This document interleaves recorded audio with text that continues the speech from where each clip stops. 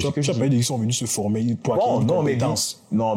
Compétence de technicien de surface, c'est la compétence là qu'il faut acquérir ici. Vous venez ici, vous dites que vous voulez travailler alors que vous ne voulez pas travailler. Vous, la formation, c'est pas la formation que vous venez chercher. Vous voulez vivre ici sous prétexte de la formation et c'est la grande majorité des cas. Je suis arrivée en France, j'avais 3 ans et je suis repartie il y a 1 an au pays. Sincèrement, je me suis dit, en réalité, je pense avoir eu le privilège. C'est moi que je suis partie.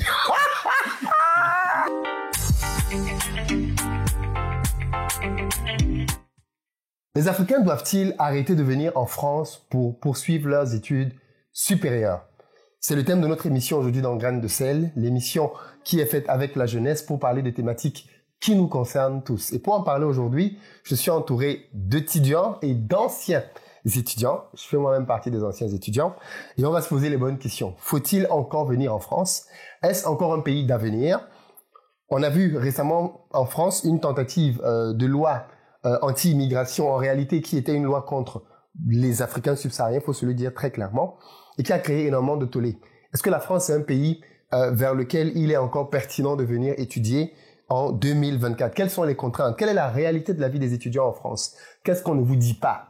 Parce qu'il faut se dire la vérité, beaucoup de benguistes miroitent l'idée d'une France merveilleuse et aujourd'hui on va se parler et se dire les réalités. Qu'en est-il des étudiants qui n'ont plus de papier? À la fin des études, qu'est-ce qui se passe réellement? Les OQTF, les rapatriements, toutes ces personnes dont on ne parle pas et pour lesquelles finalement le séjour en France s'est transformé en calvaire.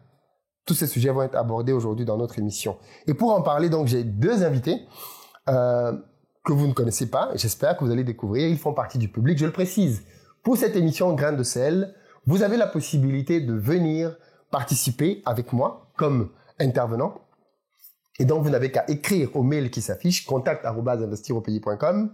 Et bien évidemment, nos équipes vont vous contacter. On va vous faire passer des entretiens pour valider que vous avez le niveau pour venir sur notre panel, échanger avec. Donc, n'hésitez pas à vous enregistrer pour que l'on puisse vous mettre dans notre répertoire.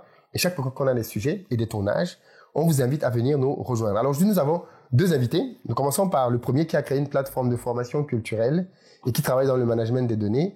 Bienvenue, Monsieur Rémi Yopa. Bonjour Philippe et merci de votre invitation. Le deuxième, lui, il est étudiant en master. Il effectue une spécialité en cybersécurité et cloud. Bienvenue à Monsieur Louis Lumière Ngounou. Bonjour Philippe. Ça va? Ça va très bien. Très bien. Et puis, je suis accompagné aujourd'hui de notre chroniqueuse qu'on ne présente plus, Mylène Kingé. Bonjour Mylène. Bonjour à tous. Très bien. On va tout de suite entrer dans le vif du sujet. En commençant déjà par la fuite des cerveaux, parce que c'est une chose de venir en France, mais on peut voir cela comme une fuite des cerveaux. J'aime à dire que c'est de l'esclavage moderne, dans le sens où l'esclavage consistait à dépouiller le continent africain de ses meilleures ressources. Aujourd'hui, c'est à peu près la même chose qu'on vit, juste que c'est devenu volontaire. Les gens se battent eux-mêmes pour partir des pays africains. Qu'est-ce que vous en pensez? Est-ce que finalement, les étudiants massifs qui quittent nos pays pour aller étudier en France et ailleurs, c'est une bonne chose pour l'Afrique? Non, c'est pas une bonne chose pour l'Afrique. Mais volontaire, je ne suis pas trop d'accord. On t'a forcé à partir? Non, moi, au contraire, j'ai eu une bonne inspiration à partir ici. Je peux même faire un petit aparté dessus. Pourquoi moi je suis venu en Europe et pourquoi je déconseille à ceux de ne pas venir. Ça peut paraître contradictoire, mais pas tant que ça. En fait, moi je suis venu en Europe pour 2 raisons. La première raison, c'est parce que effectivement j'ai créé une plateforme pour que les étudiants puissent apprendre leur langue et leur culture. Et donc les langues africaines, bien évidemment. Et dans ce cadre-là, donc j'ai eu des investisseurs qui étaient intéressés, qui vivent ici et qui m'ont donc demandé de me rapprocher d'eux pour qu'on étudie le dossier plus sérieusement. Et dans un deuxième temps, je suis en train d'intégrer l'IA dans l'apprentissage des langues. On est en train de bâtir un Google Translate à l'africaine. Si l'IA, intelligence artificielle. Voilà, donc c'est ça. Donc pour ça, il faut des ressources qui sont très bien formées en data engineering. Et comme nous n'en avons pas, j'ai décidé que, étant donné que j'ai un background d'ingénieur logiciel, je vais rajouter ça à ma formation. Donc c'est les 2 raisons qui m'ont permis à la fois de venir pour cette formation-là et aussi des investisseurs. Donc en France malgré toi, quoi. Non, pas malgré moi. C'est pour le bien de l'Afrique et pour le bien de la plateforme. Tu t'es sacrifié. Oh, me sacrifier. Non. On va y aller quand même. Allons aider l'Afrique. Non, je ne suis pas un sauveur et je pense que personne ne doit se sentir sauveur de l'Afrique. Nous sommes tous les enfants d'une même mère et on doit tous apporter notre pierre à l'édifice. Donc, je chute en disant que je suis pas trop d'accord parce que les conditions administratives, sociologiques et économiques font en sorte que certains pensent que ailleurs c'est mieux. Je ne pense pas que esclavage volontaire. Je pense pas qu'ils veulent. Je pense que les gens aiment bien rester dans leur pays, manger les nourritures locales, rester dans la chaleur, le soleil et venir dans le froid et tout. Bon, oui, certains ne sont pas au fait des réalités dont on va parler tout à l'heure.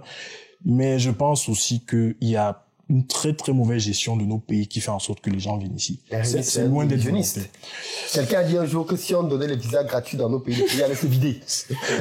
Mais c'est vrai. Visas gratuits pour les États-Unis. En commençant par les fonctionnaires, eux-mêmes ils vont d'abord quitter le pays. Les États-Unis, c'est une destination de classe royale. Si on dit seulement le Kazakhstan, où on parle de Lituanie, où on parle d'un pays en Europe, mais en Europe de l'Est, beaucoup de Camerounais seront contents d'y aller. Mais ils savent pas qu'il n'y a pas les aides là-bas. Ils savent pas que l'hôpital est très cher. Que penses-tu donc de la fuite des cerveaux? C'est quelque chose de bien pour l'Afrique dans le sens où ces diplômés et qualifiés reviennent en Afrique, comme moi, ou alors c'est une mauvaise chose parce que des diplômés comme Monsieur Rémi Yopa viennent donner des leçons mais depuis Paris ne rentrent pas. Effectivement, c'est un fait. La fuite des cerveaux est un fait. Ce n'est pas un fait qui date d'aujourd'hui. Et je pense que depuis 2008, je crois qu'il y a des lois qui ont commencé à être implémentées pour le cas de la France et qui visent à l'immigration, ce qu'ils appellent l'immigration sélective. Choisie. L'immigration choisie. Merci pour le mot. Le mot est gentil. Et je pense que c'est une réalité, effectivement. Donc c'est pas bon pour nous. À ce siècle où on a besoin dans notre continent d'une jeunesse qui est capable de mettre les bonnes bases pour que notre continent décolle, on observe plutôt que cette jeunesse qui était censée bâtir cette base-là, parfois parce qu'elle a le choix, parfois parce qu'elle n'a pas de choix, elle est obligée d'aller à l'extérieur, pour le cas aujourd'hui c'est la France, pour trouver entre guillemets un avenir meilleur. Donc je pense que c'est pas bien pour nous. Donc l'Afrique est perdante dans l'équation. Très très oula. Il n'y a pas d'équation, c'est que c'est négatif dès le début du calcul. Donc non. Mylène, les jeunes disent qu'ils quittent l'Afrique pour venir en Europe étudier. Mais est-ce que ce n'est pas un prétexte parce qu'en réalité tout ce qu'ils veulent c'est quitter l'Afrique? Parce que quand tu vois des gens qui quittent l'Afrique pour venir étudier en Europe, des choses qui s'apprennent déjà en Afrique, des gens qui viennent faire les littératures, les langues, le droit, toutes ces choses sont apprises en Afrique. Est-ce que venir en Europe, ce n'est pas juste le but ultime? Et les études, c'est le moyen c'est le pont, par lequel on y parvient. Certains viennent par les études, d'autres viennent par le mariage, le regroupement familial, d'autres trouvent son benguis, son blanc, et puis on les fait venir. D'autres viennent par la nage, parce qu'il faut partir de toutes les façons. Les études, c'est pas juste le moyen royal de partir, parce qu'au final, tout le monde veut partir. Toi qui es parti? Moi je suis partie très jeune. Hein. Tu es parti quand même? Je suis partie très jeune. Non, je suis partie, j'avais 3 ans. Je suis arrivée en France, j'avais 3 ans. Et je suis repartie il y a 1 an au pays. Donc j'ai vu la différence. Et sincèrement, je me suis dit, en réalité, je pense avoir eu le privilège. Je pense que je suis partie. Non, on va penser que je dénigre. C'est l'enfer. Non, pas du tout. On va penser que je dénigre mon pays, au contraire. En plus, tu es investi au pays. Non, mais parce que justement, ce voyage, en tout cas, personnellement, m'a ouvert les yeux sur, je me voyais pas comme une sauveuse, que je vais sauver l'Afrique, pas du tout, mais je me voyais plus je vais prendre ce que j'ai reçu, parce que j'ai grandi quand même avec les bicultures, donc française et camerounaise. Et, du coup, quand je suis partie, au pays, c'était vraiment où j'avais vu quand même ce privilège-là d'avoir grandi en France, parce qu'il y a une certaine ouverture d'esprit qu'il n'y a pas forcément Mais quel privilège? Alors, toi qui as grandi en Afrique, en France, par rapport à des gens qui ont grandi des blédards, c'est comme ça qu'on nous appelle. C'est pas de problème. T'as pas de problème. Pourquoi ça te gêne? C'est nous qui appelle les blédards. Donc, laisse-nous. Toi qui as donc grandi en France, au pays des Blancs, et tu es rentré au pays des Africains et des Noirs. Tu te dis, oh là là, heureusement que j'ai pas grandi ici. Hein. Qu'est-ce que tu as vu en Afrique qui a fait que tu te dises, oh, Berk? Non, j'ai trop aimé. Personnellement, j'ai beaucoup aimé. Tu as aimé quoi? J'ai pas tout. Non, mais si tu as aimé, qu'est-ce qui t'a fait? Qu'est-ce qui a fait que... Pourquoi tu es privilégié? Non, quand je dis privilège, c'est que je me suis dit, que je vais prendre les... En fait, c'est un privilège d'avoir les deux cultures, en fait. Dans ce sens-là. Moi, je l'ai vu dans ce sens-là. J'ai plus vu dans le sens où c'est un privilège d'avoir et la culture française et la culture camerounaise. Et je me rappelle, que je disais souvent, ayez le désir de partir en Europe, mais toujours avec ce désir-là de revenir en France, de revenir en Afrique, en fait. Attention, c'est lapsus révélateur. Et on me disait tout le temps, non, mais oui, c'est sûr, hein, quand je vais partir en France et tout, c'est sûr que je vais vouloir revenir, mon pays va trop me manquer. Mais je connais des personnes qui aujourd'hui sont venues il y a peut-être 1 an, 2 ans, je leur ai dit, quand est-ce que tu comptes repartir? Repartir, pour quoi faire? Donc, en tout cas, moi, quand je suis repartie, j'ai vu ça plus comme un privilège de me dire que j'ai les deux cultures et qu'avec ces deux cultures-là, je peux faire quelque chose à mon niveau. Est-ce que tu te sens privilégié d'être venu étudier en France? Non, pas du tout. Je viens d'exposer les raisons qui m'amènent dans ce pays de froid et de sociabilisation très, très faible. Non, je ne me sens pas privilégié. Le seul moment où je me sens privilégié, c'est quand je suis au pays, entouré de ma famille et entouré de nos merveilleux mets qu'on mange copieusement. Pour revenir sur le pont, la passerelle qui amène les étudiants ici, c'est très vrai. Et il y a des chiffres qui sont donnés par l'INSEE qui donnent à 22% de la population africaine, dont subsaharienne et celle du Maghreb, travaillent dans on va dire, les métiers ingrats. Voilà, je t'emprunte ce mot-là. Le métier dit en tension. Voilà, le BTP, les serveurs, les gardiens. Quand on dit BTP, là, il faut préciser, c'est les maçons, hein, c'est pas les... Oui, non, attention, non, c'est pas des ingénieurs avec des jolis, non, voilà. Les ouvriers. Les métiers, les ouvriers. Les ouvriers, merci. Voilà, c'est des ouvriers, c'est des techniciens de surface, hein, voilà. C'est ce genre de métier qu'on fait ici, alors que, ça, c'était les chiffres de 2018, alors qu'on représentait, en termes d'immigrés qui sont en capacité de travailler, près de 2 millions de la population. Donc, c'est-à-dire que, juste cette petite partie en Île-de-France, je précise, pas dans toute la France. Donc, rien que cette petite partie de la population-là occupe, on va dire, près d'un quart des métiers qui sont qualifiés d'ingrats. Et deuxièmement, j'ai aussi vu des chiffres qui m'ont, peut-être pas choqué, mais qui sont aussi révélateurs du type de formation qui sont aussi pris par ceux qui viennent ici. La plupart du temps, ce sont des courtes formations, BTS 2 ans, 3 ans, grand max, pour pouvoir vite s'insérer dans le monde du travail et avoir ses petits papiers et commencer à vivre sa meilleure vie. Donc, ça me pousse à une simple conclusion, c'est que beaucoup viennent ici, que ce soit par la nage, alors extrêmement beaucoup sont des beaux ailleurs, comme on appelle vulgairement, et il y a aussi une petite minorité qui arrive ici, ils ont vite fait une petite formation, petite formation, c'est pas péjoratif, c'est pour dire que c'est très court-termiste, donc de 2 ans, et ça peut être des aides-soignants, des trucs comme ça, pour venir ici, avoir son petit SMIC et mener sa petite vie. Et après, ils n'ont pas de projet de rentrée. Donc clairement, les chiffres démontrent, et la vie que nous-mêmes on a expérimentée ici démontre que beaucoup viennent ici, pas parce qu'ils ne veulent rien étudier, mais c'est peut-être ça aussi le point. Moi, je dis souvent, l'Afrique n'a pas besoin de personnes, elle a besoin de compétences. Quelqu'un qui est venu en France et qui n'a pas appris grand-chose, est-ce qu'il est encore utile à l'Afrique? Parce que on veut bien que tu sois venu en France, que tu aies appris un métier, que tu reviennes avec une vraie compétence pour aider à développer le continent. Mais si tu es venu en France, que tu as négligé ta formation, que tu as pris le premier boulot qui se présentait parce que tu voulais rapidement commencer à gagner de l'argent, et que tu vivotes là-dedans, fondamentalement, est-ce que tu es outillé, qualifié pour pouvoir être utile au continent? Personnellement, contrairement à Rémi, je me sens privilégié d'étudier en France parce que il faut le dire, c'est pas pas tout le monde. Tu as déjà les papiers. on va payer de l'APS. On va payer de l'APS. On va se regarder par le ministère de l'Intérieur. Qui le petit là? Nous sommes encore au niveau des études. Je vous en prie, laissez-moi poursuivre. Poursuis. Donc, j'étais disant que personnellement, je me sens gracié de pouvoir étudier en France parce que si je pense que je suis parmi les privilégiés, beaucoup de jeunes dans mon pays d'origine veulent venir étudier en France et parmi eux, c'est justement une petite minorité qui arriver jusqu'ici et d'autant plus faire une spécialité comme celle que je fais.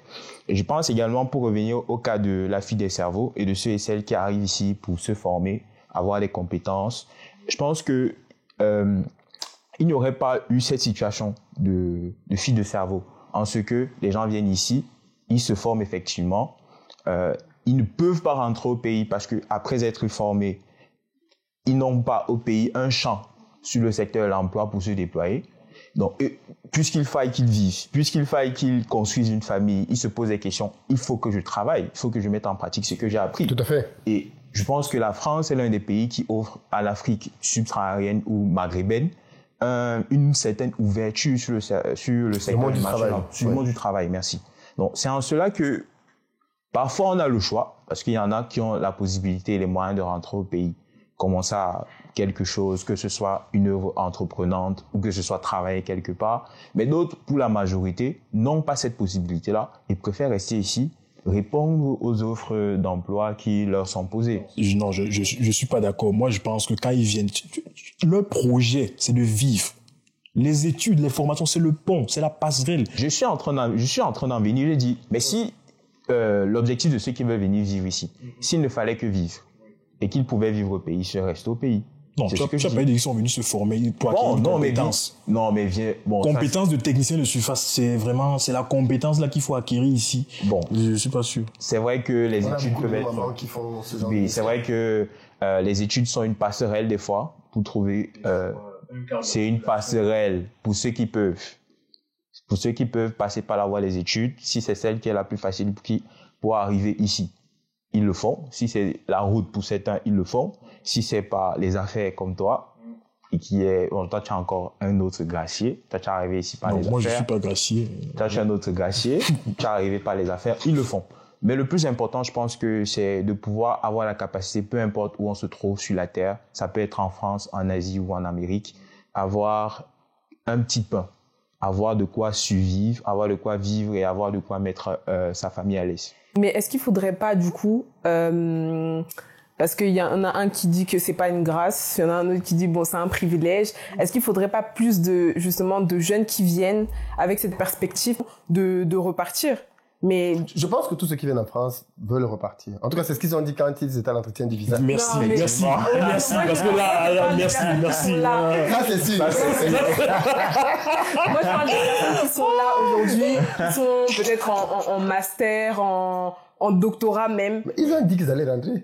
Non, mais de se dire, bon, ceux qui sont vraiment déterminés comme Rémi à vouloir repartir, de se dire, bon, ok, je repars, mais je repars aussi pour montrer cet exemple que si vous pouvez repartir, c'est très bien de repartir, mais toujours avec ce projet-là de revenir et de construire quelque chose. Pas d'attendre qu'il y ait un emploi pas assez, mais il y a de plus en plus de répats quand même. Hein. C'est un phénomène qui est de plus en plus accentué. Les jeunes qui rentrent en Afrique. C'est le phénomène Back to Africa. Back to Africa, merci beaucoup. Pour ne pas citer un événement. Mais c'est un phénomène, c'est comme, on dit la forêt pousse en silence. Mais il y a de plus en plus de jeunes qui rentrent en Afrique parce qu'ils commencent à réaliser qu'il y a une autre vie en dehors des 2 000, 3 000 euros que tu gagnes ici sans avoir de vie parce que tu es debout le matin, tu cours dans les métros, tu arrives avec les flaques de transpiration sur les aisselles, tu te fais gronder comme un petit enfant au bureau, à midi tu manges entre deux, c'est pas une vie, hein. Tu manges entre deux, je sais pas moi, tu descends voir la lumière du jour parce que c'est là que tu vois le jour. Tu descends voir la lumière du jour pour prendre un petit truc à manger qui n'est généralement pas sain parce que tu dois manger rapidement. Tu rentres le soir, tu as à peine 1 heure éveillé, il faut déjà que tu dormes le lendemain, tu recommences. Donc, au bout d'un certain temps, les gens commencent à se dire qu'il y a mieux à faire. Il y a mieux à faire. Est-ce que c'est pour... Non. Alors, moi, je pense que... Et je pense que Rémi, il est plus dans cette optique-là de dire, il faut jamais venir. Moi, je pense qu'après, chacun sa appréciation. Je pense que les pays doivent être attractifs. C'est-à-dire que les gens ne doivent pas rester dans un pays juste parce qu'ils doivent rester. Ils doivent rester parce que ce que le pays leur propose est intéressant. Je suis d'accord. Ça doit être une formation qui leur permet d'avoir une compétence pour intégrer le marché de l'emploi. Parce que ceux qui viennent en France, même s'ils veulent rentrer, c'est pour avoir une compétence. Donc, il faut qu'ils aient cette compétence-là. Et il faut qu'après avoir été formés sur place, qu'ils aient une rémunération qui leur permet de vivre décemment. Effectivement. Parce qu'on a aussi ce phénomène qui est très marqué dans nos pays, c'est que le gars qui vient de la diaspora touche 4-5 fois ce que le gars qui est au pays touche. Et ça crée bien évidemment le sentiment de si je veux toucher beaucoup, il faut je que dois aller à l'étranger. Donc il y a des choses comme ça que l'on doit quand même réguler dans nos pays. Et parfois c'est justifié dans certains secteurs. C'est-à-dire que quand tu vois ce que le gars de l'étranger fait, il est 10 fois plus productif que le gars qui est là. Oui, forcément. Oui, c'est vrai. De toute façon, le gars qui paye, les gens ils ne payent pas le gars parce que tu viens d'Europe. Ils te payent parce que tu lui permets de gagner de l'argent. Donc, si le gars qui vient d'Europe permet de gagner de l'argent 10 fois, il va le payer un peu plus cher. Si le gars qui est au pays est tout aussi performant, pourquoi il va payer quelqu'un qui vient de l'Europe? Il va payer le gars qui est là. Donc, il y a quand même un certain nombre de choses comme ça qu'il faut régler et qui permettent que, moi, je pense que les gens doivent être libres de voyager. Absolument. Tout comme un jeune Français est libre d'aller où il veut dans le monde. Il ne se pose même pas la question de, si un jeune Français veut aller en Chine, il va en Chine. S'il va aux États-Unis, il va aux États-Unis. Tout ce qui peut bloquer, c'est les moyens de ses parents. Je pense que les Africains devraient aussi avoir cette possibilité-là d'aller explorer le monde. Si un Africain veut aller étudier au Brésil, il faut qu'il aille étudier au Brésil. S'il veut aller étudier en Corée du Sud, il faut qu'il aille étudier en Corée du Sud. Seulement, le budget de ses parents doit pouvoir le bloquer.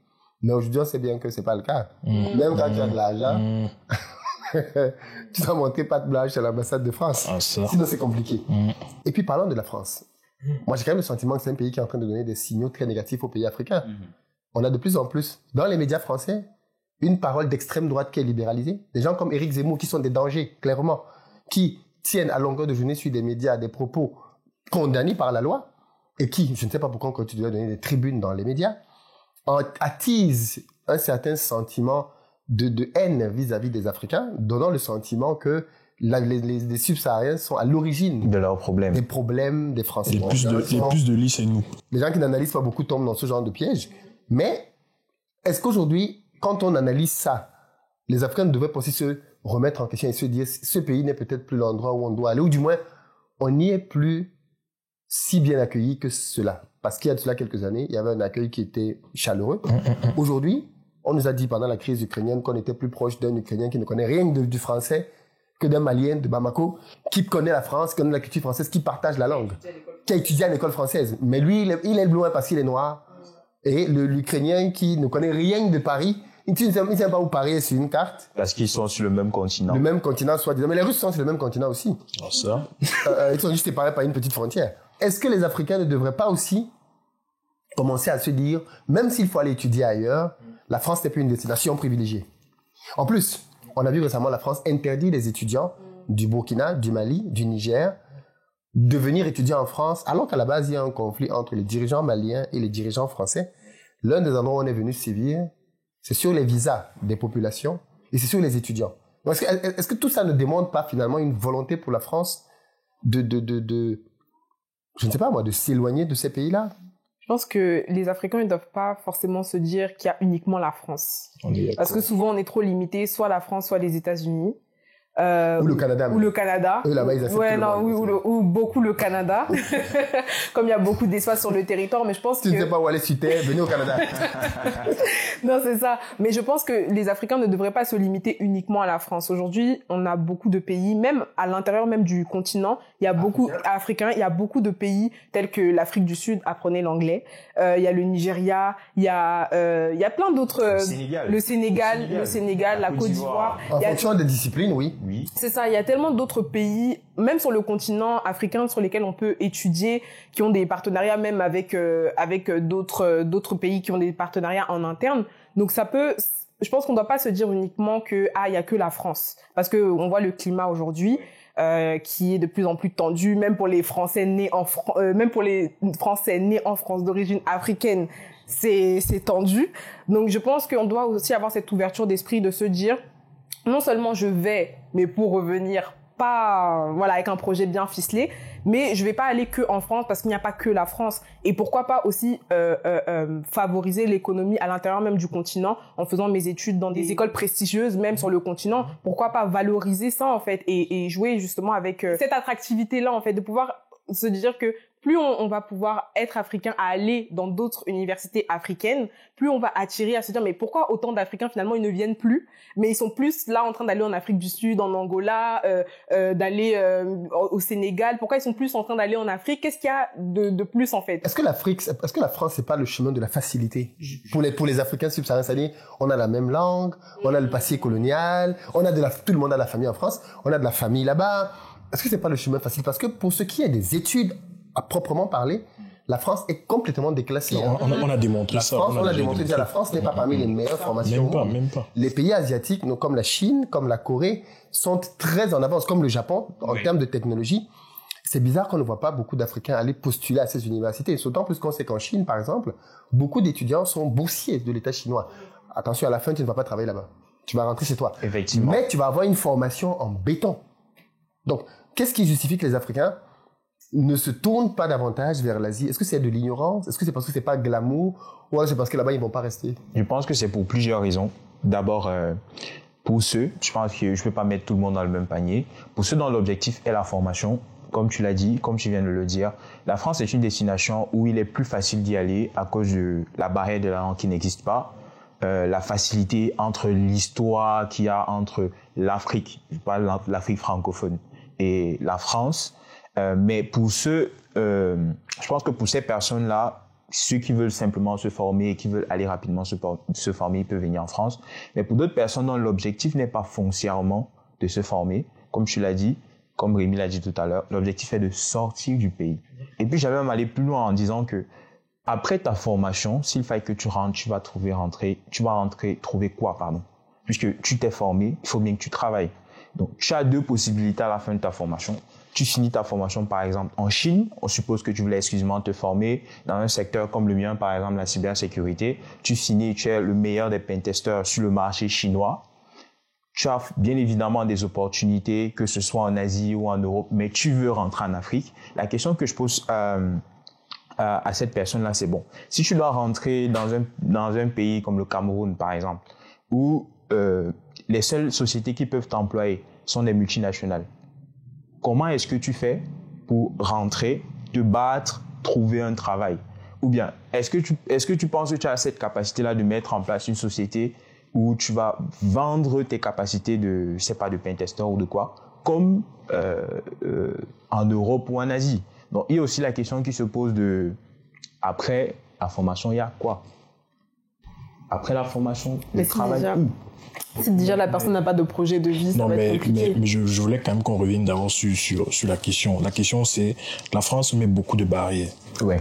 La France a, je sais pas si on peut sortir 3 points qu'ils ont énoncés. Ils ont parlé de la caution, la caution retour. Oui. Et je pense qu'ils avaient même donné un montant autour de 10 000 euros.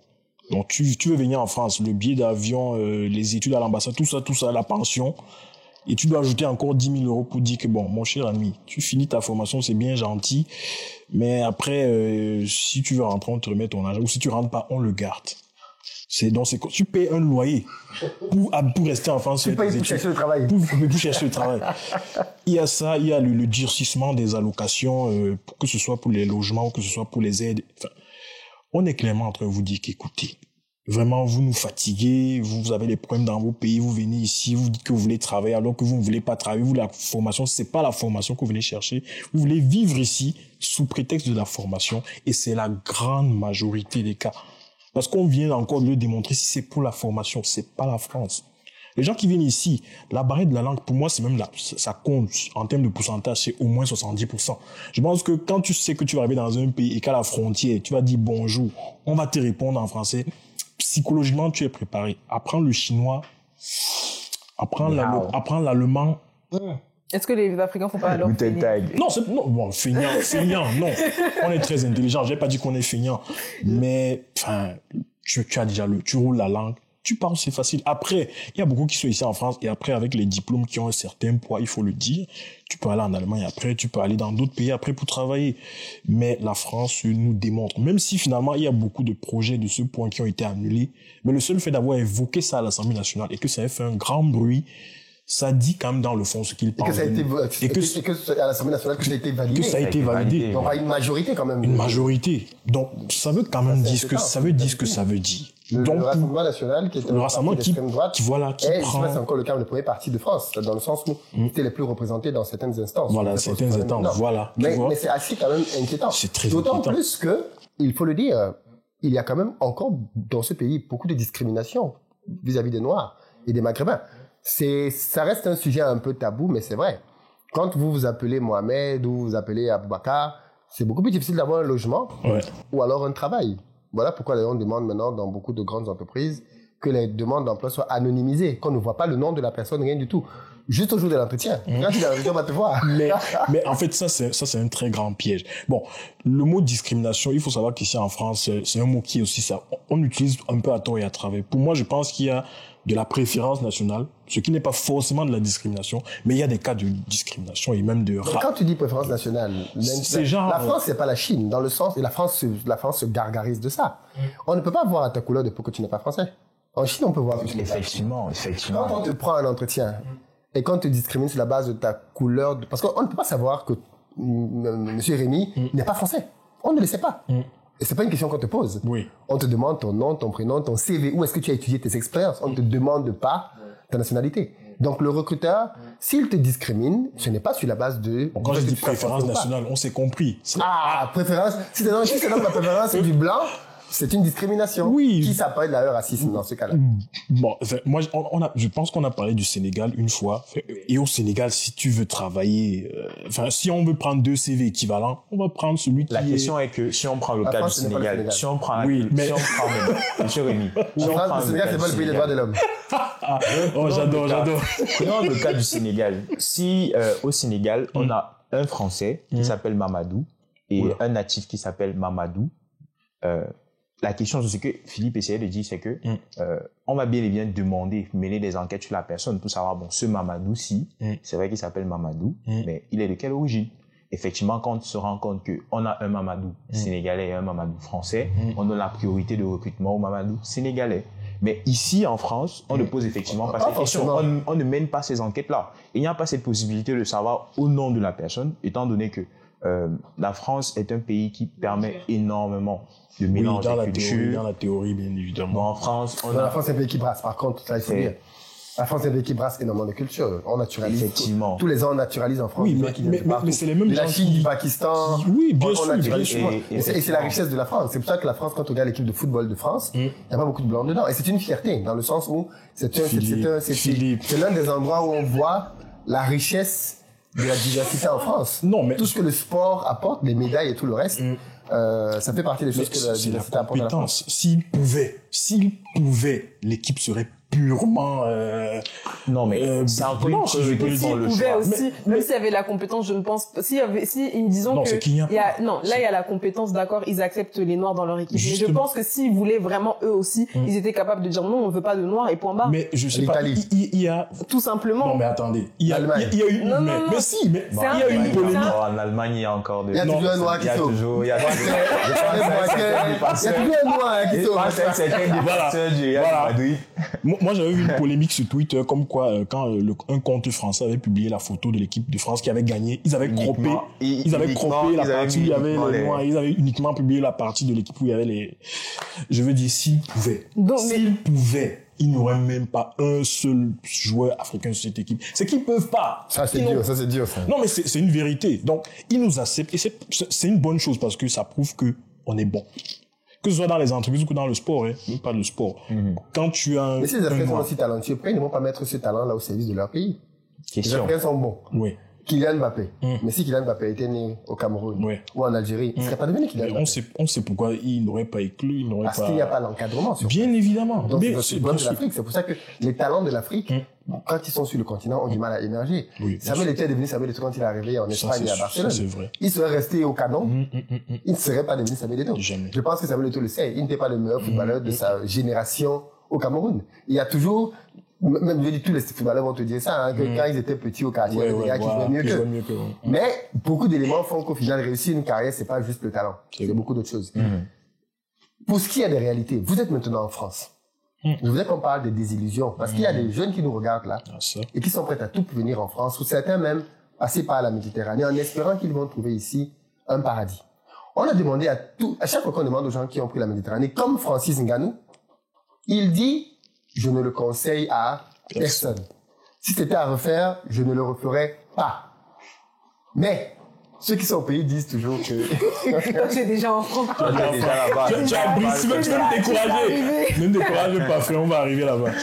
Tu dis ça parce que tu es déjà arrivé. C'est ça. Nous allons quand même dire quelques réalités de la France. Le sage, c'est celui qui voit chez les autres et évite.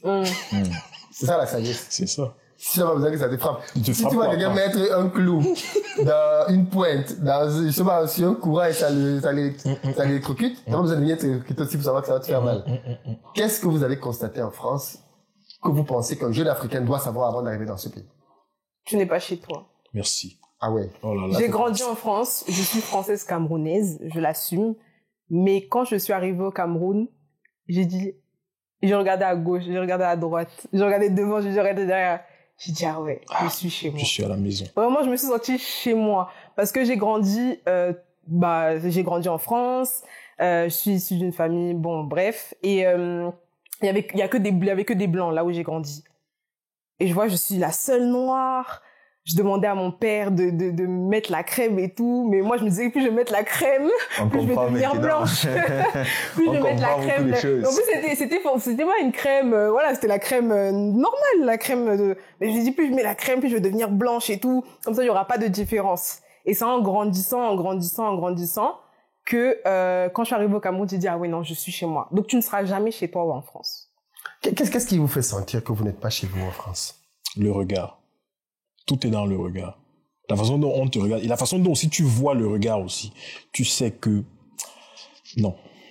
Est-ce que ce sont pas tes préjugés qui non, même pas. analysent même pas. les regards des gens? Non, mais bon. Peut-être qu'on peut être admiratif de ta coiffure. De ta couleur de peau. Admiratif de ma couleur de peau. Quel beau noir. non, il y a bien plus beau que nous ici. Bien. Non, je pense que, enfin, moi je peux raconter une petite anecdote. La première fois, parce que c'est un truc qu'on travaille, la façon de parler. Quand tu parles comme dans ton pays d'origine, quand tu arrives ici la première fois. Alors ça, c'est à éviter. Alors ça à éviter. Alors, ouh là là, ça il faut éviter. Danger. Non, ça c'est OQTF direct. Ne veux pas qu'on parle comme on a l'habitude de parler au pays. Ouh là là, non. Donc déjà, il y a le débit. On parle plus vite qu'eux, ça c'est vrai. Eux, ils parlent posément. Ils mettent des pauses quand ils parlent avec leur famille. Qui ça? Je pense que ça dépend. Parce que les jeunes, non, mais les Français. Les Français parlent très vite. Les Français parlent très vite. Nous, pas plus que nous. Pas plus que nous. Bon, ça c'est un avis partagé. Alors, ok, il n'y a pas de souci. Ok, il n'y a pas de souci. Bon, je vais dire que peut-être moi je parle trop vite, mais je sais que toi tu as un débit posé. Mais je sais aussi que j'ai d'autres qui parlent à peu près le même débit. On vient tous du même pays. Mais généralement, ils disent que on écoute pas ce que tu... Et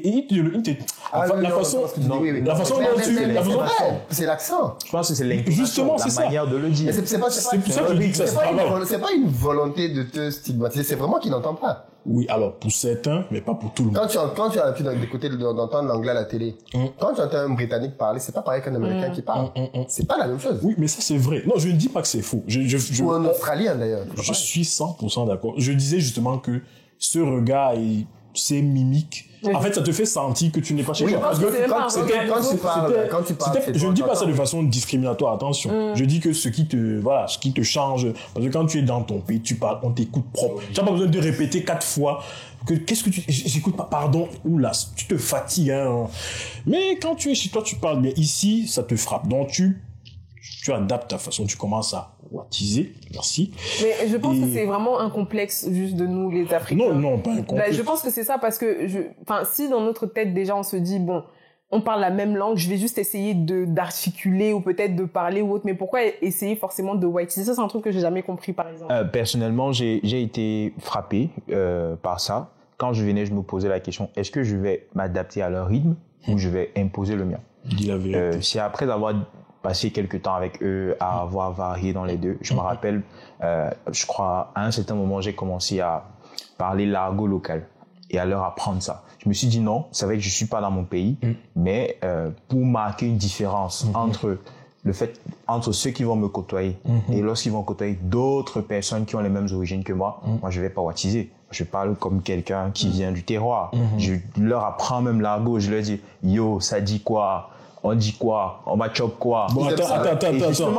Et justement, je leur apprends tout ça. Et ils sont contents de voir ces différences-là. Mais tu apprends ça à qui? Je l'apprends à mes camarades. Justement, quand tu vas commencer à travailler, on va en parler, tonton. On va en parler parce que entre camarades, moi j'ai aussi été étudiant. C'est facile. Entre camarades et collègues. Non, pas collègues. Non. Le monde de l'entreprise, c'est pas la même chose. Non, tonton. C'est pour ça que ça me surprend. Tu me dis yo, on dit quoi? En entreprise, tu dis yo, on dit quoi? Sinon, ça va mal. Qu'est-ce que tu as constaté comme différence que tu penses qu'on doit savoir avant d'arriver en France? Je crois que il y a le climat et puis ça on sait qu'il fait froid. Oui, effectivement. Mais moi je n'ai pas une manière je n'ai pas eu des impressions négatives. Depuis que je suis arrivé en France, je vis en Île-de-France. C'est vrai que j'ai eu des retours de personnes qui ont vécu ailleurs qu'en IDF et qui me parlent parfois de racisme, de discrimination. Au-delà du racisme, est-ce que vous n'avez pas eu le sentiment quand même que les gens sont, comme la météo, froids? Non. Personnellement, non. Moi, c'est quelque chose que j'ai été, au contraire, quand je venais en France, je venais avec un mental de guerrier. Je savais que là où je vais, J'avais déjà des personnes qui étaient venues en France. Ce sera une bataille. Non, effectivement, mentalement, je me disais que je vais avoir des accrochements avec les gens. Et ce sera mon quotidien. Je me rappelle, j'ai une aînée ici, bon, pas en France, mais en Europe, qui me disait, Lumière, tu n'es pas en train de venir chez toi. Lumière, ici, tout le temps, à cause de ta peau, tu seras mal à l'aise. Mais quand je suis arrivé ici, la manière, je me trouvais à un certain moment que c'est vrai que chez nous en Afrique on est chaleureux, mais le simple fait que les gens ici mettent un accent très pointu sur la politesse, le fait de dire merci, et de dire bonjour tout le temps. Je suis arrivé là pour la première fois dans une banque ici, je ne vais pas citer le nom. Le fait que l'on m'accueille, on m'installe. J'ai dit non, je peux rester debout. Non, le monsieur insiste pour que je m'asseye.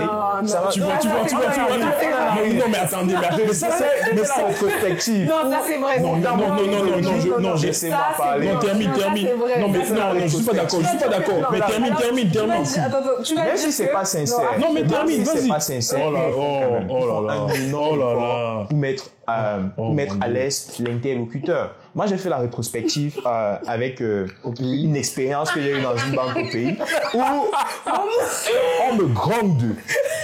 On me dit, mais monsieur, si c'est moi qui vous sers. Si vous ne faites pas telle chose ou telle autre chose, mais monsieur, vous rentrez, je vous reçois pas aujourd'hui. Mais c'est toi qui, tu payes.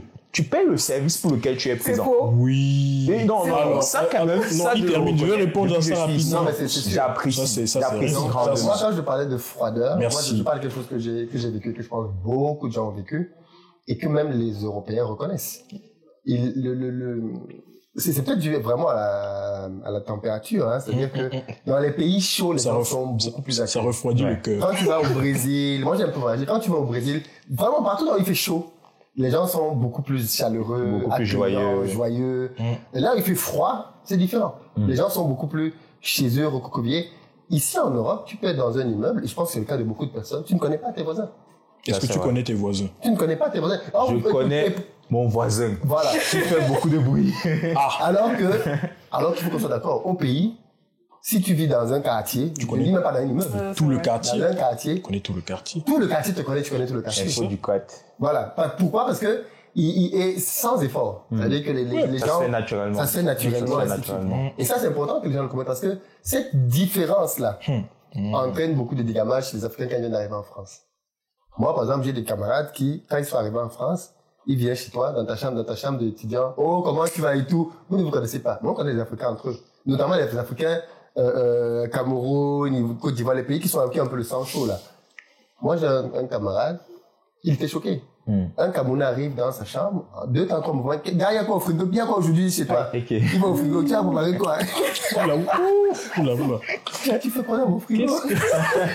Et il n'a même pas le courage, il est chez lui, mais il n'a pas le courage de demander au gars que tu fais quoi dans mon frigo?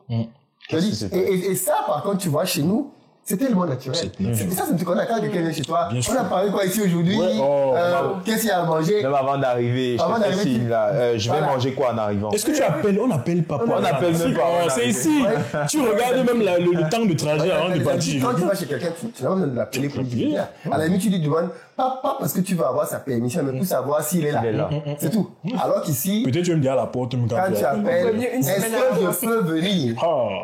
C'est-à-dire que tu demandes la permission de l'autorisation de moi, je suis pas dedans. C'est-à-dire que, et même avec beaucoup d'années en France, j'ai beaucoup de mal avec ça. Le fait moi, quand quelqu'un est vraiment proche de moi, j'appelle pour savoir s'il est là. C'est tout. Parce que je sais que c'est quelqu'un qui sera toujours content de me voir. En fait, c'est ça le postulat derrière. C'est que tu sais que la personne sera toujours très heureuse de te voir. Même si ça dépend quand tu as vu, c'était hier. Tu sais qu'elle sera très heureuse de te voir. Alors qu'ici... Enfant, c'est un moi, je veux... Il y a ces éléments-là quand même qu'il faut savoir. C'est que c'est une culture différente. Totalement différente. Et moi, je vais parler parce que tu as pris l'exemple de la banque. Ouais. Moi, j'appelle ça la conscience professionnelle. C'est tout ce que c'est. Je peux parler de la banque. Non, attends, je finis. Je t'ai laissé. Non, laisse. Oui, vas-y. Tu vois, en fait, ton jargon est uniquement dans les centres de services. Tu vois, les banques. Oui. Mais c'est normal. C'est pour que tu payes, mon ami. C'est pour que tu dépenses ton argent. Bon. On te met bien. Tu viens dans une banque. Ça fait quand même la différence. Au pays, ça oui, non, regarde. Non, mais même pas. Je n'encourage pas ça. Ouais. Non, ce qu'on se comprend pas. C'est le service. Ouais. Ils ont la conscience pro. C'est autre chose. C'est pas le même débat. Je viens, j'ai mis un business sur place, je veux que tu payes, je veux que tu dépenses, je vais te mettre bien. Bon. Ils ont ça ici, tant mieux. Nous, on n'a pas ça. Nos caissiers, elles nous boudent, elles nous parlent mal, elles nous remboursent même pas la monnaie, et elles font ce qu'elles font. Il n'y a jamais la monnaie. Elles nous font ça dans les supermarchés. Est-ce que je peux te prendre un exemple? Non, attends, non, tu as pris l'exemple. Il faut qu'on avance rapidement. Je finis avec mon exemple. Parce que pour moi, un vrai exemple de chaleur, c'est tout ce qui est hors entreprise. Quand tu prends les métros, par exemple, il y a les gens qui ont les malaises. Les gens passent à côté d'eux. Les gens, donc tu es au sol, les gens passent, ils continuent leur. Ça, je sais, en Afrique, tu n'avais pas touché le sol que tous les motoboys se sont arrêtés pour savoir comment on va te transporter tout. La chaleur, non, il n'y a pas de chaleur ici. Il n'y a pas de chaleur. Il t'arrive quelque chose, malheureusement, les gens ne viennent pas. C'est-à-dire que. Bon, ça, c'est vrai. Ça, c'est vrai. Ça a déjà été observé plusieurs fois. En même temps, je ne viens pas dire qu'ici, il y a énormément de chaleur. Non, il y en a. Mais j'ai dit, il y a des points positifs, notamment la politesse. Oui, mais c'est la politesse. Un des points qui peut donc choquer les étudiants. C'est pas un moindre point. Non, qu'est-ce que... Non, vous allez arriver. Il va falloir que vous dites s'il vous plaît, et que vous vous habituez. Mais ne nous fais pas passer pour des impolis non plus. Non, on se dit bonjour. Autre point, la pression familiale. Quand les jeunes arrivent en France, pourquoi, est-ce que vous comprenez la pression familiale qu'ils subissent? Déjà, est-ce que les parents sont même conscients qu'un étudiant en France, ça reste un étudiant, c'est pas un millionnaire? Parce que je remarque que beaucoup de familles en Afrique, même quand l'enfant est encore étudiant, commencent déjà à faire peser sur lui une pression financière. Peut-être que vous n'avez pas vécu ça, mais qu'est-ce que vous en dites? Qu'est-ce que ça vous inspire? Parce que si vous n'avez pas vécu comme c'est forcément des gens dont c'est le quotidien, ou dont ça a été le quotidien. Bon, personnellement, au-delà de la famille, même tes amis, je vais dire pression sociale, où tu mets le pied ici après 1, 2, 3 mois. Quand on t'appelle, on te demande comment tu vas, on prend les informations pour savoir si tu vas bien, si tu as la santé. C'est la politesse, tu vois qu'on est poli. Après, ils sont curieusement très polis, ils s'intéressent à ta vie, à ce que tu fais. Ils peuvent t'interroger sur tes études 5 fois en une semaine. Et après, ils te posent un problème. Est-ce que tu peux pas envoyer 10 euros, ou 15 euros, ou 20 euros? Tes amis sont modestes. Disant que... Il y a les bons amis. Non, c'est disant que... Non, mais ils se disent que non, 10 euros c'est rien ici. J'ai une amie qui m'a dit non, 10 euros c'est rien pour toi. Envoie-moi ça. Mais non, du côté de la famille, vraiment, j'ai eu la grâce de grandir dans une famille avec des valeurs très fortes.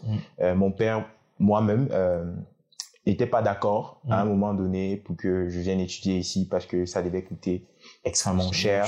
Il ne voulait pas engager mes frères et mes grands frères et mes grandes sœurs, soit à ce que leur vie soit immobilisée pour que ma vie avance. Donc, mon père a toujours été un partisan du travail.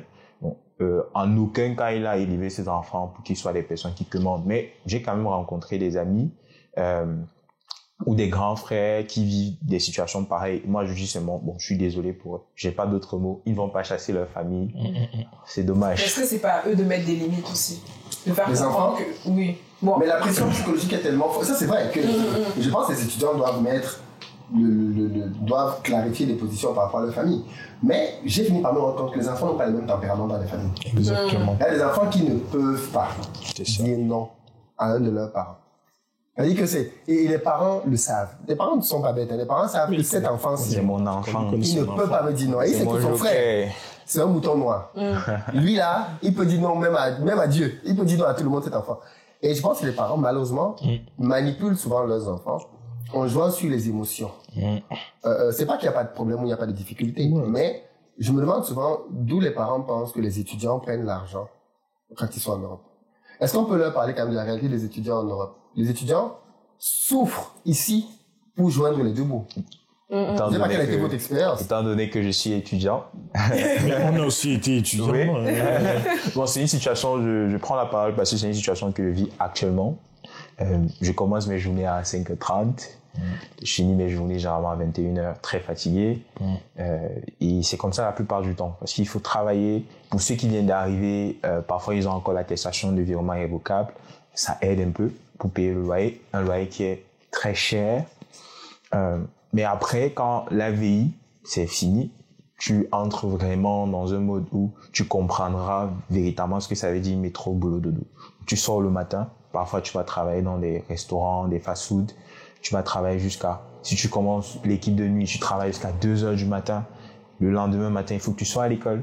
Et après l'école, tu vas encore au restaurant et si tu ne le fais pas, tu vas pas pouvoir payer ton loyer, tu vas pas pouvoir payer ta nutrition. Parfois, j'ai même une amie qui paye elle-même sa propre scolarité et elle est obligée de le faire. Donc c'est très difficile.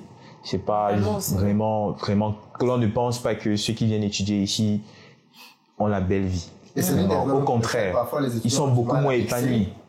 Parce que à quel moment parce que le gars qui met toute son énergie dans ses études va avoir de meilleurs résultats que le gars qui est partagé entre 3 jobs et des études. Sans compter ce qui se rajoute encore le fardeau d'une copine. Non, c'est sorti. non, mais ça se discute. Moi, je pense que. Ça se discute pour. Quand on dit avoir. Non, la copine, non. C'est un truc qui est rare ici. Donc. Ah bon? Un étudiant. Ce n'est pas ça le débat. Ce n'est pas le débat. Avec le froid de haut. Là, tu as dit, qu'est-ce qui est rare ici? Nous écartons pas. Il ne va pas aider les parents. C'est quelque chose qui est très rare. C'est très récurrent. C'est très récurrent. Tant mieux alors pour toi. Donc, je ne parle pas de moi, mais je parle de mon observation. Je parle de mon observation. Je pense qu'il y a eu un débat. Je pense qu'il y a eu un débat. C'est lui qui parle dessus. Il y a eu un débat récemment sur ce plateau, je crois un débat sur les relations. Celles qui étaient sur le plateau ont défendu certaines positions. J'invite ceux qui nous regardent à aller regarder la vidéo. Je pense que c'est une réalité. Donc, je ne veux pas dire aujourd'hui que c'est très rare. Surtout quand tu arrives dans un pays où tu connais des personnes, où il fait froid, où tu pensais pas que ça allait être aussi dur. J'ai des témoignages de personnes qui sont venues du pays très récemment qui disent que je ne pensais pas que ça allait être aussi dur. Si je savais ça, j'allais rester au village. Voilà. Si je savais ça, j'allais rester au village. Bon, je sais pas dans quel... Enfin, on est dans la même France. Il nous reste 5 minutes pour sortir de cette émission. Bon, moi, je termine en parlant des réalités des étudiants. Bon, 615 € par mois, c'est pas de l'argent quand tu viens en France. Surtout en Île-de-France, où le loyer moyen d'un étudiant tourne autour de 400 €. Même si tu es dans les HLM, ce n'est pas évident. Même si la CAF te donne 200 €, ce n'est pas évident. Il faut manger, il faut payer son pass Navigo, le transport, c'est extrêmement cher. Il faut, pour certains, payer leur pension. Et ce qui fait que si tu n'as pas une gestion financière extrêmement carré, non, là tu ne t'en sors pas, là tu vas tomber dans les trucs très sombres, ou alors enchaîner. C'est vrai, on ne parle pas de la Oui, bien sûr. Homme comme femme. Donc oui, parce qu'ici, étant donné que les mentalités sont très ouvertes, entre guillemets, c'est tous les sexes les gens se mélangent. Exactement, on va en rester là. Donc, c'est la prostitution des étudiants. Voilà. Si vous êtes prostitué pendant les études et que vous voulez Ça pas aussi agressif quand même. Quand même. Dis ça. Dis ça comme autrement. Dis ça. Effectivement, c'était mon cas. Si vous avez été dans des contraint à faire des choses que vous n'êtes pas fiers. Contactez-nous. Voilà.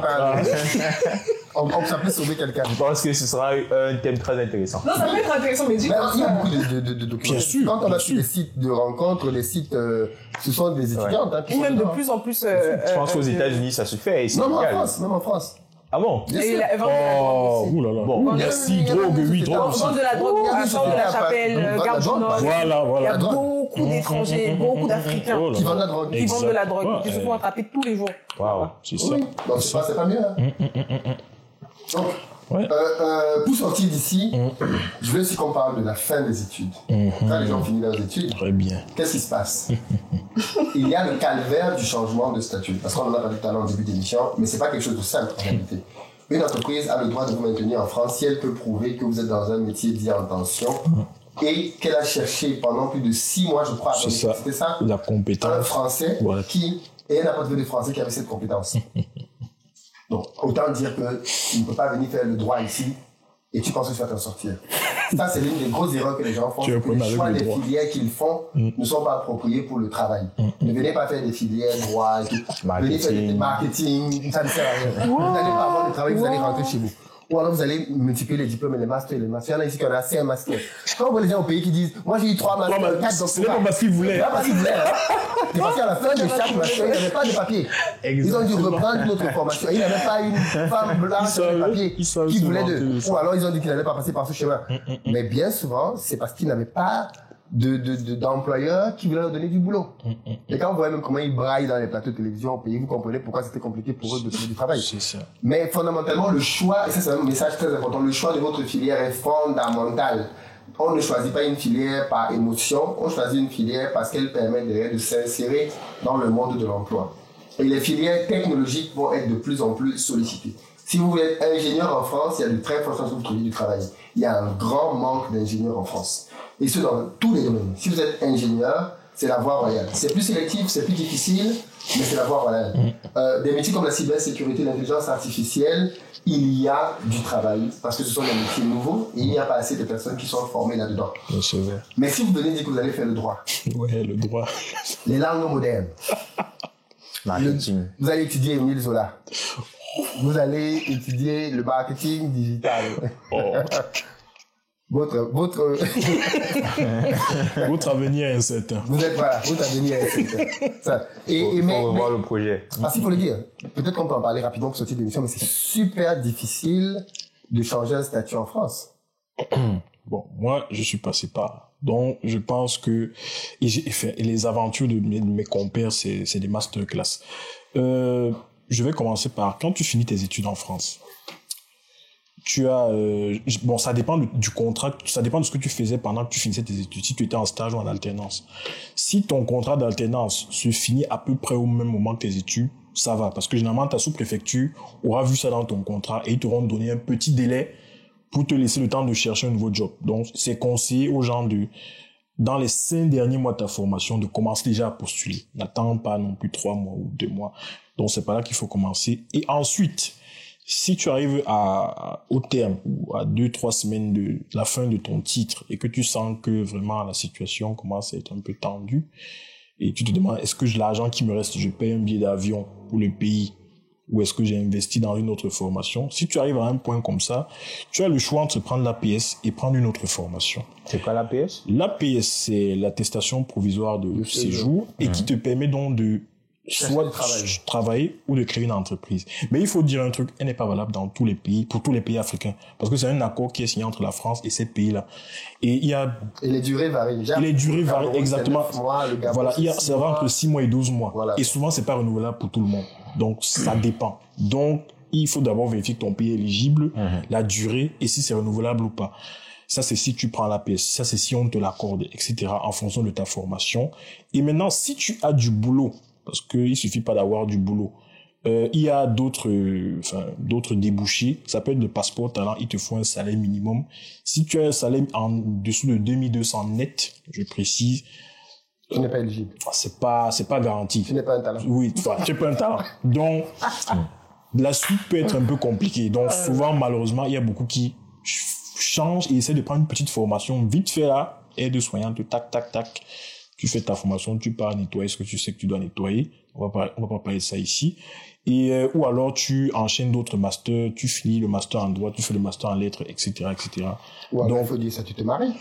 Ou alors tu décides d'épouser un natif ici et tu vis des journées très sombres avec cette histoire. Parce que c'est... Pourquoi pas des journées? Non, tu peux pas vivre avec quelqu'un qui a 50 ans au-dessus de ton âge. Non, mais c'est tous les cas quand même. Est-ce qu'on peut pas trouver le véritable amour en France? On peut dire qu'on peut trouver le véritable amour. Voilà. Moi, j'ai eu un cas de figure qui m'a traumatisé dans cet effet-là. Voilà. La plus belle fille de mon quartier, quand j'étais au pays, Adeido, mignonne comme la lune, très belle fille, je ne donnerai pas son nom ici, sinon les gars vont la reconnaître. La beauté traumatisait le quartier. Alors, et elle allait en France. Moi, je suis arrivé 2 ans après. Et quand je suis arrivé, tu sais, quand tu viens d'arriver en France, tu crois que la plupart des gens ont les mêmes réflexes. Tu veux retrouver tous ceux qui sont déjà en France. Donc, j'ai envoyé les messages au pays, à son cousin, qui était mon meilleur pote à l'époque. Les coordonnées de ta cousine. Je voulais venir prendre les potins, les divers. Qu'est-ce qu'elle devient?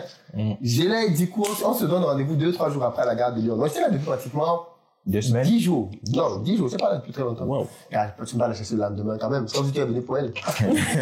Car il faut garder le charisme. Est-ce qu'elle a payé ton billet d'avion? On a un rendez-vous ici. Faut quand même que tu connaisses un peu la France. Quand on te dit métro, tu dis oui, non, je connais. Et ça c'est pas facile. Donc, on se voit à la gare de Lyon. Je la vois. Et elle avait des débats un peu tristes par rapport à la fille que je voyais au pays qui était rayonnante et tout. Elle est un peu triste. Et là, on commence à discuter. Elle était très contente de me revoir. Tu sens que elle est dans un environnement dans lequel elle voit beaucoup de noirs. Ouais. Moi, je savais juste qu'elle avait son blanc. Tout ce que nous, on nous a dit au pays. Qu'elle a son blanc qui l'a fait venir. Mais je savais pas que son blanc, c'était son grand-père. Le monsieur avait plus de 60 ans. Il avait son commerce à la gare de Lyon, pas très loin, enfin, à Paris, pas très loin de là. D'où le fait qu'elle avait voulu qu'on se voit là. Et elle me décrit un monde incroyable. Un monsieur qui la surveille, qui prend soin d'elle, mais elle n'a pas d'autonomie. Il est tout le temps derrière elle. Elle ne peut pas se former. Elle n'a pas de papier. Il veut pas l'épouser. Parce que lui aussi, il a forcément ses amis qui lui ont dit, vous avez 50 ans de départ, tu crois qu'elle t'aime? Elle veut tes papiers. Faut pas croire que les blancs sont bêtes, hein. Ils comprennent très bien le game. Donc, du coup, lui aussi, il dit que, gars, tu vas mériter tes papiers ici. On va faire le vieux, on reste là. Donc, pas de mariage, rien du tout. Je l'ai perdu de vue. Aujourd'hui, je ne sais même plus du tout ce qu'elle est devenue. Mais pour dire que c'est un exemple des réalités aussi que les gens vivent en France. Le blanc qui vient te chercher au pays, c'est pas parce que le blanc t'a pris au pays que ta position est sécurisée en France. Du tout. Il peut y avoir beaucoup de turpitudes dans lesquelles tu vas entrer. Ça peut devenir un enfer. Donc, la solution du mariage, pourquoi pas? Parce que ce soit un mariage d'amour. Parce qu'on a le droit de s'aimer quand on est étudiant. C'est vrai. Et de se marier. Donc, Oui, mais on parlait de la fin des études. Pourquoi? C'est que la coïncidence entre j'ai trouvé l'homme de ma vie et... C'est genre ton copain. Ah, ton copain. Ah, ok. Genre ton copain qui était même peut-être un Africain, qui lui a commencé à travailler. D'accord. Et il a lui déjà peut-être son changement de Ok. Mais tu sais que les gars refusent, hein. Merci. J'aime quand on dit la vérité. Oui, c'est ça. Pourquoi les vérités qui dérangent. On refuse de... Pourquoi vous refusez d'épouser vos sœurs? Non. Panafricain que je suis, je n'épouserai que mes sœurs. Je n'épouserai que mes sœurs. Oui, pourquoi les Africains qui viennent ici en France, la plupart sont mariés à des blanches? La majorité, pas tous. Bon, moi j'ai une idée, mais je préfère... Tu veux dire ceux qui réussissent alors? Parce que ça c'est un constat que je fais, ce que j'entends sur les gens faire. Les Africains qui réussissent. On pourrait faire un thème là-dessus. Et inviter d'ailleurs des gens qui ont utilisé des blancs. J'ai appris en France qu'on les appelle les métisseurs. Ah, ça? Quand je viens de lancer investir au pays, pendant un moment, c'est une obsession de beaucoup de gens. Wow. Ma femme de Philippe est forcément blanche. Oui. Donc, tu avais forcément, tu as des vidéos dessus, hein. Philippe, c'est un métisseur. Des métisseurs. Il y a beaucoup de femmes dans la communauté noire qui se plaignent de ça, de ce que les gens qui brillent dans notre communauté vont prendre des épouses ailleurs. Et je pense que ça peut vraiment faire l'objet d'un thème, parce que les raisons peuvent être nombreuses. Oui, bien sûr. Après, les gens sont libres d'aimer qui veulent l'aimer. Hein. Effectivement, l'amour n'a pas de limite, n'a pas de barrière. Non. Quelqu'un a dit que tu laisses les Africains en Afrique pour venir les prendre en France. Si tu voulais les épouser, qui te va les épouser là-bas? Moi, tu viens en France, avec toutes les places qu'il y a ici, tu vas encore aller chercher une Africaine. Même ta famille au pays ne va pas comprendre. Faut changer. Il y a les familles, ça c'est un vrai thème. On devrait en faire. Qu'est-ce que vous en pensez? On pourrait en faire un thème parce que il y a une pression des parents énormissime. Si vous êtes marié à une blanche, voilà le numéro, on vous remet le numéro. Ou marié à un blanc, contactez-nous à ce numéro pour qu'on vous appelle pour une émission. Il faut qu'on fasse un thème là-dessus parce que c'est un vrai thème. Les sœurs pleurent. Il y avait une jeune fille que j'avais rencontrée dans le train, ivoirienne. Sa mère lui boudait parce qu'elle sortait avec un ivoirien. Oui. Et elle voulait qu'il sorte avec un espagnol. Ou elle disait, regarde lui, il est blanc. Waouh. Il est là, il est beau, il est Waouh. Bon, Non, moi, je suis l'Ivoirien pas... n'était pas beau. Moi, je suis pas au fait de cette réalité. était pas C'est un fort. Ivoirien. Je dis, mais il te traite Tu m'as quoi, mal, elle est noire. il te bat. Elle me dit, non, Peut-être, parce que je sais, c'est un Ivoirien. même dans ma famille, c'est même c'est un truc qu'on te dit que vraiment, nous ramène pas... Une vache.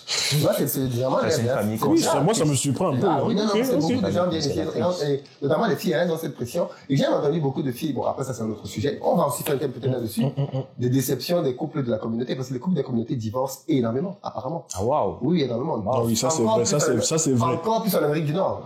C'est très, apparemment au Canada c'est le pays du divorce. Vous avez, parce que le Canada fait le regroupement familial. Ouais. Dès que vous entrez à deux, quelques mois après, bon, regarde, tu divorces. Mais je pense que c'est pour des raisons, On a trop perdu des raisons le temps dans la vie. financières, non. Dès que la femme sait qu'elle peut jouir Mais bon, en autonomie. merci beaucoup les amis d'être venus discuter avec nous, Rémi, lui, Mylène, pour ce bel échange. Dites-nous dans les commentaires ce que vous en avez pensé. Proposez-nous des thèmes parce que on a beaucoup de choses à partager dans cette rubrique et ce sera avec plaisir qu'on en reparlera. J'espère qu'on vous reverra, pourquoi pas, pour d'autres thèmes, à d'autres moments. Pourquoi pas. Et ce fut un plaisir. Peut-être le mot de la fin rapidement. Quelqu'un me dit quelque chose? Bon, D'accord. Rémi, le Pan-Africain. Bon, je prends la parole. Je vais dire à mes frères, si vous avez les moyens de venir étudier en France, venez. Le gars, c'est pas- Je ne vais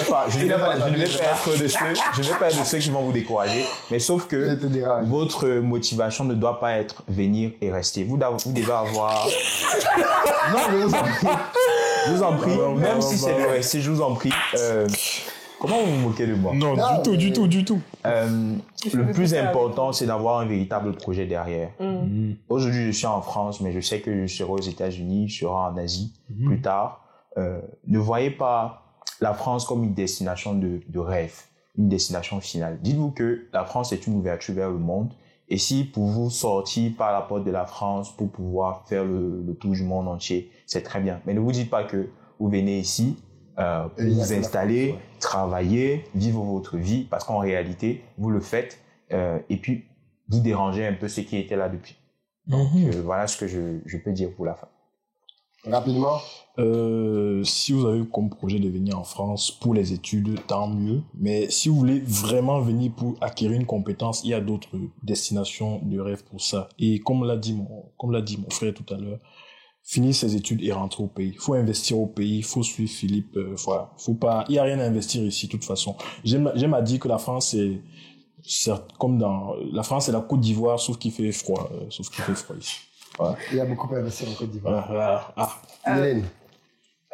Moi, je dirais, bon, on va me dire c'est facile, hein, mais de venir avec un objectif précis pour repartir, mais qu'il n'y a pas que la France en réalité. Il y a aussi tant d'autres pays, que ce soit en Europe, que ce soit en Afrique. C'est plus de voir ça comme une ouverture d'esprit. Je vais pour ouvrir mon esprit dans les bonnes choses, pour développer mon esprit dans de bonnes choses, repartir, entreprendre, ce qu'il y a beaucoup aussi à faire. Il y a beaucoup de marchés, mais c'est aussi d'ouvrir son esprit, son œil créatif à l'extérieur. Voilà. Très bien. Vous avez entendu les amis. Venez, mais rentrez après. Sur ce, peace.